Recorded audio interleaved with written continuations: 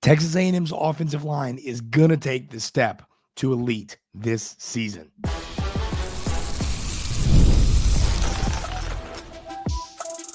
You are Locked On Aggies, your daily podcast on the Texas A&M Aggies, part of the Locked On Podcast Network, your team every day. Welcome on into Locked On Aggies. I'm your host, Andrew Stefaniak. Thanks for making Locked On Aggies your first listen every single day. Today's episode is brought to you by our friends over at FanDuel. Super Bowl 59 is here, and there's no better way to make every play more exciting than with FanDuel Sportsbook. New customers can bet just $5, and if you win, you'll score $200 in bonus bets. Download the app or head to FanDuel.com to get started. Voice is messed up today, ladies and gentlemen. Sorry about that. I don't know what it will not get better. I'll wake up and I'm like, every morning. But sorry about that. I'm going to keep working on it. I'm trying to drink a lot of water and, warm stuff, but we'll figure it out. On the show today, ladies and gentlemen, we're going to talk a little bit about the loss to Texas on the hardwood. Man, that was a frustrating basketball game. I mean, you feel so good at halftime. We'll get into it. I don't want to, but angry about it. Read an article that talked about 5 questions for Texas A&M's offense heading into next season. We'll talk about that. But we're going to start the show talking a little bit about my favorite position, which is offensive line. I think this Texas A&M offensive line, knowing that you're returning everybody, you're returning all these starters, is going to be really darn good next season. Last year, Texas A&M's offensive line was a question mark. We weren't sure how good they were going to be. I knew that it was concerning heading into the season. I was kind of one of the people that said, hey, I think it's going to be better than many anticipate. And that ended up being the reality. Now I think this offensive line with players like Trey Zune and Chase Pasantis continuing to get better and better and better. Armaj Reed Adams is one of the best run blockers in all college football. I mean, with all of these players that you have back next year, I think this offensive line is going to take another step in the right direction. And I'll tell you this, I think that there is something to be said about an offensive line playing a lot of games with one another. It does matter. I mean, anyone that's played offensive line, like when you know your buddies that are starting with you on the offensive line, you know how they play the game, you know how things work. It really does make a difference. And that's just why if my team had a offensive line made up of brand new players from the portal, I'd be a little bit concerned. Obviously, a lot of times, unless you're double teaming up to a linebacker, a lot of times offensive line play is, you're one-on-one with a man. Now, obviously, there's a lot of double teams. Your tackles usually one-on-one with pass rushers, and you got your guys in the middle, and obviously the guards and center block up to the linebacker a lot. But, there are a lot of one-on-one battles in the offensive line, but it's still a position where you have to work as a unit. I mean, there's the communication aspect. You know how many different, twists and all these different stunts we see from the defensive line. Communication is what helps an offensive line beat that. And I'm serious. And it might not, talent is going to win a lot as well. But having a line that is played together and understands these things, they've been through these wars of games and battles and all that, it does make a difference. It helps these units be better. So that's one of the aspects. I also just think, I think you've got a great set of guards in Armaj Reed Adams and I blanked on Chase Pasantis' name, which I literally said less than 2 minutes ago. Chase Pasantis, I love your guards there. I think that Trey Zune is going to be potentially the best tackle in the SEC next year. I think Demetrius Crownover is going to continue to get better and better and better. And then I think Collie, our center, is a good player who came in, did a good job for us after transferring from Utah. And I think he's another guy that's going to continue to improve. So, and I'll tell you this, I haven't seen a word about Texas A&M pursuing offensive linemen in the portal. That's quite telling to me as well. I think that tells you just how confident the coaching staff is in this offensive line for next year. And we're going to talk about these 5 questions. I read an article. We're talking about this article, but I mean, I think that the offensive line being elite, and there is a world. I mean, I think Texas A&M's offensive line could be top 3 in the SEC next year. You're returning a lot. You've also got a lot of talent. I think you have a great coaching staff around. I think that they're going to take that step to the next level. I also think that they're a really good run blocking offensive line in a team that likes to run the football. That also helps make you look good. They're fine in pass pro, but this offensive line can be dominant in the run game. And I'm excited to see. And that's the case for offensive line. I mean, it's in run game, you're delivering the blow, and with pass pro, you're getting attacked. So, that's where you need to. It's also what I'm saying is pass pro is obviously more challenging than run blocking, because run blocking, you're bringing the boom, you're taking the boom when you're pass blocking. So, I think that you have 2 or 3 offensive linemen that could be all conference players. And to me, that I think Basantis, Trezun, and Marjorie Adams are going to be all conference type of offensive linemen next year. And you never know with Collie or Crownover or whoever else. That's why this group is so good. I think that there's so much upside between them. And, I think that a lot of people look at offensive line and they go, well, how can it get better? Can it improve? Yes, it can improve. And I think you're going to see that happen next year. And if that happens, it's going to help this offense in every aspect of the game. It's going to help Colin Klein call plays. If your offensive line is really good, it just makes your life easier as a play caller, as a quarterback, gives you more time to get open as a receiver, gives you holes to run through as a running back. This offensive line can really create things across the entire offense, and Texas A&M is going to have a good one. And as you all know, I talked about it heading into this season, or heading into last season, 8 months ago, whatever. I was talking about how the play of this offensive line will make or break Texas A&M's season. And that's reality. If your offensive line isn't good, the offensive line creates things in the offense. If you don't have an offensive line that is doing a good job blocking for the run, well, then you are not going to get a lot of yards. If you don't have a offensive line that can succeed in pass pro, win battles in pass pro, give your quarterback time in the pocket, you're not going to win a lot of football games. You're not going to move the football well. So having an offensive line, I think people don't, I think people get so focused on skill positions. And even I think offensive line is the position for football fans that people just really, when it's good to elite, people don't talk about it a lot. When it's bad, it's the only thing to talk about.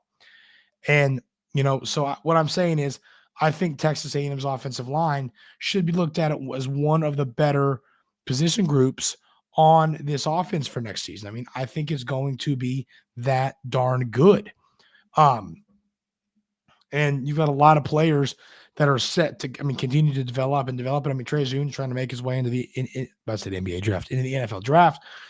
You've got, I think that Marjorie Adams is an NFL offensive lineman. I think that Chase Basantis is an NFL offensive lineman. They're also, you got great frames, good size on your offensive line. This unit can be really good next year, and that would help Texas A&M take it to the next level. So really want to see this great offensive line move to the elite status next year, and I think it is more than capable of doing that. Let me know in the YouTube comments, do y'all believe that Texas A&M's offensive line is going to be elite next year, or is it going to be good, or are you worried about it? And then let me know in the YouTube comments, do you feel good about the depth at that position? Does Texas A&M need any more players on that offensive line? Let me know that in the YouTube comments as well. We're going to talk a little bit about this article I just read that is 5 questions for Texas A&M's offense, and we're going to talk about that coming up right here on Locked On Aggies.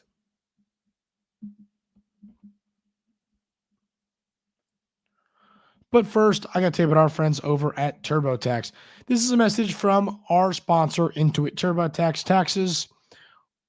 Taxes was waiting and wondering and worrying if you were going to get any money back. And then waiting, wondering, and worrying some more. Now Taxes is matching with a TurboTax expert who can do your taxes as soon as today. An expert who gives your taxes their undivided attention as they work on your return, while you get real-time updates on their progress so you can focus on your day. An expert who will find you every deduction possible and file every form, every investment, everything with 100% accuracy, all so you can get the most money back guaranteed. No waiting, no wondering, no worries. Now, this is Taxes. Get an expert now on TurboTax.com. Only available with TurboTax Live full service, real-time updates only in iOS mobile app. See guarantee details at TurboTax.com/guarantees.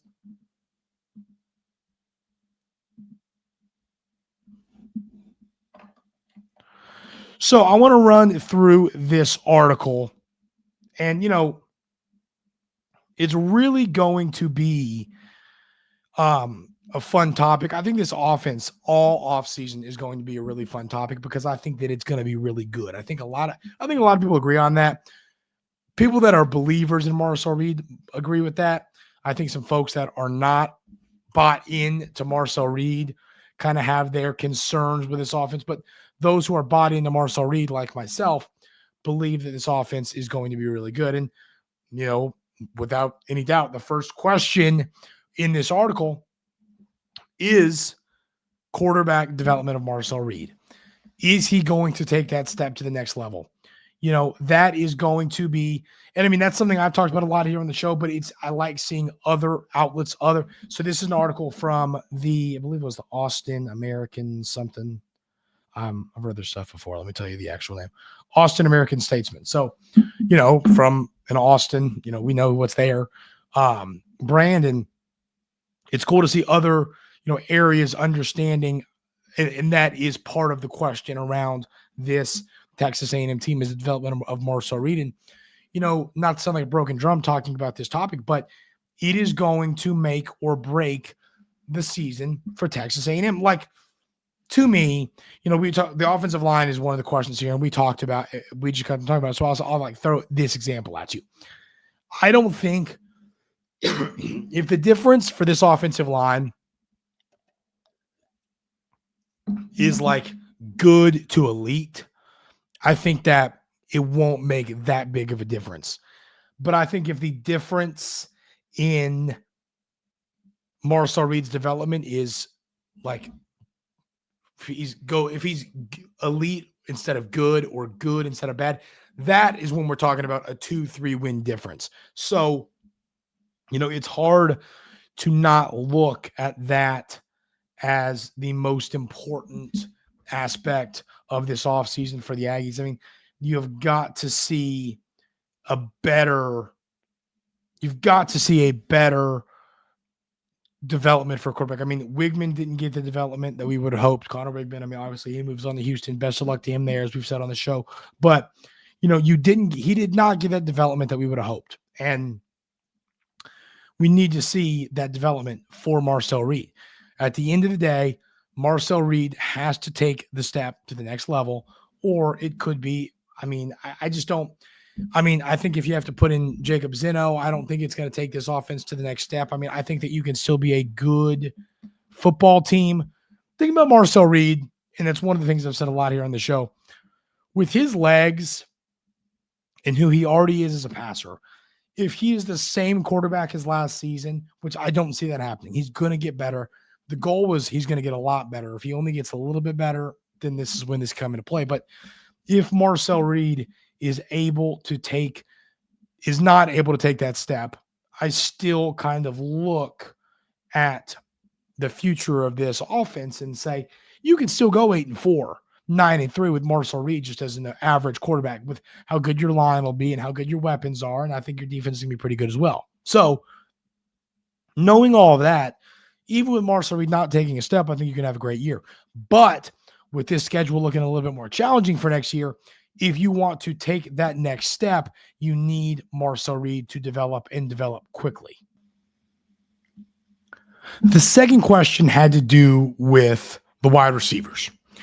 And, I think that the universal thought on the wide receiver position for Texas A&M at the moment is, okay, last year, we brought in a lot of talented guys. We brought in a lot of talented players in the portal, and it didn't really work out. We thought, right? I think people are wanting that to not be the case this season. And I think that is reality. I mean, I think that these wide receivers are going to be really good this year. KC Concepcion is going to be an all-SEC player. If he stays healthy, he's going to be really, really darn good. I think Terry Bussey is going to be a star. Now, obviously, he's not one of the transfers. I think that Mario Craver is a player. You know, we talked about when Hudson, was with us still on the team.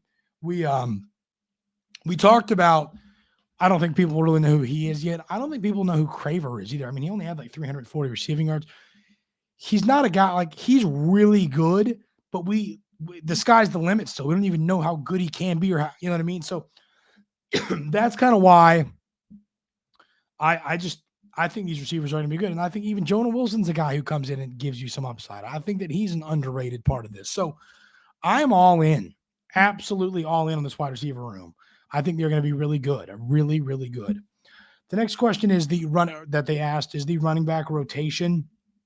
I mean, to me, I think this running back rotation is going to be, that's not really a question is fair, but not a concern. I'm not really worried about who are going to be our running backs in the rotation this year. I think it's going to be the Le'Veon Moss show, and Ruben Owens is going to have a good chunk of carries as well. I don't know how much deeper it gets past that. Does AD get some carries? Do we see some of the freshmen work in? I mean, what is going to happen with that? But I mean, that's not a big question to me because I think it's pretty much answered already. And I mean, I think you're going to see a lot of Moss. I think you're going to see a heck of a lot of Moss this year.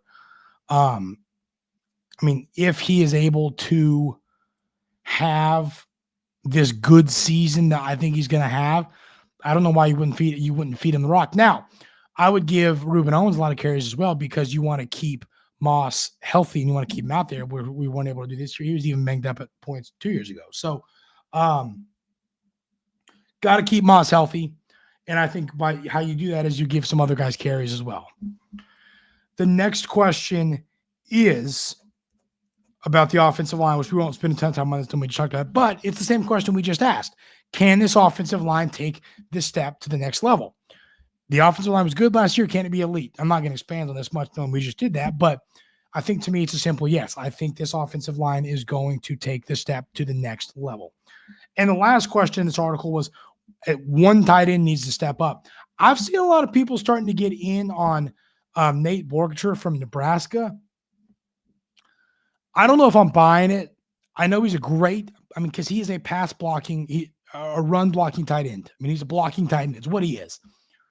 I mean, he's the guy I've talked about it. I mean, heck, he does not caught that many passes in his a very long career in college football. So, I mean, to me, I don't see that happening. I think it's going to be Amari Niblack. I think Micah Riley has a role. I think they all have a role. I think you're going to see they're all going to catch passes. I mean, if you look at Texas A&M's numbers from last year, you saw 6 or 7, I mean, not 6 or 7, but 3 or 4 players have a substantial amount of yards in the game. So, or in the season. So I think that's kind of going to be how it works, but it is going to be an interesting part of this.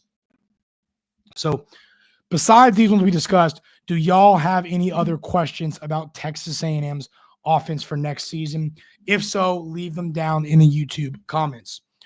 Texas A&M lost a very painful, very annoying, very ridiculous basketball game to the Texas Longhorns, where they led by a substantial margin at halftime, but Texas was able to come back. We're going to talk about this and why that can't happen coming up right here on Locked On Aggies. But first, I got to tell you about our friends over at FanDuel. Super Bowl 59 is here. 1 game, 2 teams, endless possibilities, and there's no better way to make every play more exciting than with FanDuel Sportsbook. Whether it's predicting the first touchdown, calling the MVP, or even betting on the coin toss, FanDuel makes it easy to get in on the action. With live betting all game long, you can adjust your bets as the game unfolds and feel the thrill from kickoff to the final whistle. The live betting feature lets you stay involved no matter what happens on the field, and the app is super easy to navigate. Plus, knowing that you can place a $5 bet and potentially win $200 in bonus bets for the Super Bowl, that's the icing on the cake. Download the app or head to FanDuel.com to get started. Bet just $5, and if you win, you'll score $200 in bonus bets. That's FanDuel.com. Bet with FanDuel, official sportsbook partner of Super Bowl 59.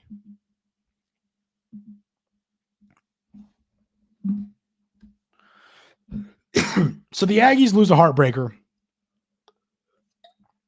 to the Texas Longhorns, 70-69, a ball game where you led at the half 43-25.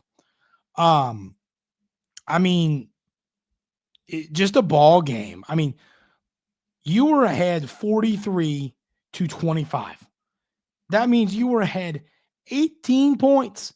You were ahead 18 darn points and let them come back and win this game by one, outscoring you by a point in the second half, by a point in the full game. I mean, it was just a rough way to lose a basketball game to your rival. I mean, you shoot 42% from the field. You shoot 52% from three. I mean, when was the last time Texas A&M shot 52% from three? You had a good shooting day from three from Wade Taylor. He goes 5 of 8 from deep. Wilcher gives you a 3. You get 2 from Carter. You get a 3 from Garcia. I mean, everything seems to be going well, and then you just kind of collapse in the second half and lose this ball game. I mean, in this conference this year, you just can't do that. You just can't do it. I mean, Texas is a solid basketball team. They are. They're a fine team, but you're better than them, and you just lost an ugly game that is going to cost you down the stretch. I mean, these are the games that make big differences when it comes to being a top 4 seed in Nashville for the SEC tournament, when it comes to where you're going to be seated in the big dance. I mean, this is a frustrating loss. I mean, it does make it, you are now on the year. You are now in SEC play, sitting with a record of 4-3. But at the end of the day, I mean, you're 4-3, you're above 500. That's great. But I mean, you got a lot. You got a 1-loss team in Alabama, a no-loss team in Auburn, a couple 2-loss teams. There's a lot of 3-loss teams. You got how many? You got 1, 2, 3, 4, 5, 6 3-loss teams. So, I mean, the race for those top 4 spots in the SEC tournament is going to be a challenging one.